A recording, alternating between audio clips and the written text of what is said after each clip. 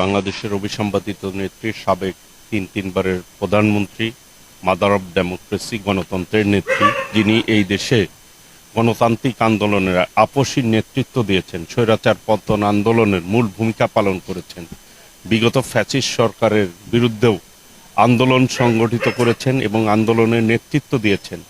এক পর্যায়ে তাকে জেলে বন্দী করা হয়। দীর্ঘ 6 বছর তিনি অমানসিক নির্যাতন চালানো হয়েছে, তার উপরে অন্যায়ভাবে অত্যাচার করা হয়েছে। আমাদের সেই প্রিয় নেত্রী, দেশনেত্রী বেগম খালেদা জিয়া আজকে ঢাকার এবার কেয়ার হসপিটালে চিকিৎসাধীন রয়েছে। সেই নেত্রীর জন্য, রোগ মুক্তির জন্য আজকে এখানে দোয়ার আয়োজন করেছিলাম।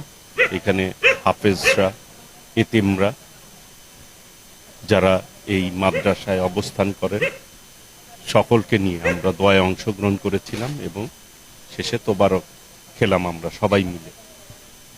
আল্লাহ রাব্বুল আলামিনের কাছে দোয়া কামনা করেছি আমরা, আল্লাহ যাতে আমাদের প্রিয় নেত্রী, দেশনেত্রী বেগম খালেদা জিয়াকে দ্রুত সুস্থ করে আবার এই দেশের মানুষের সাথে নেতৃত্ব দেওয়ার তৌফিক দান করেন। সকলেই বলি আমিন। দেশনেত্রী বেগম খালেদা জিয়া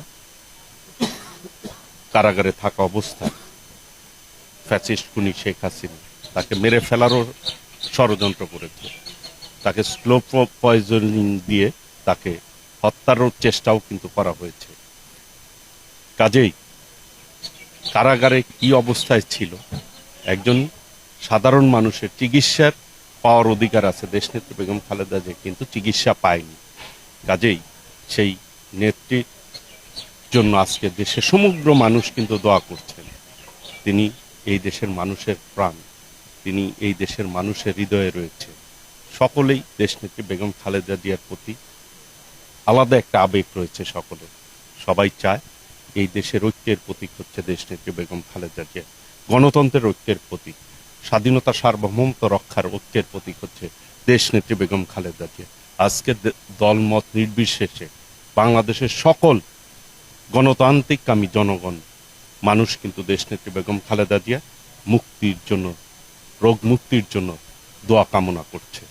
আমরা সকলের কাছে আহ্বান জানাচ্ছি, আমাদের প্রিয় নেত্রী দেশনেত্রী বেগম খালেদা জিয়ার জন্য দোয়া করবেন।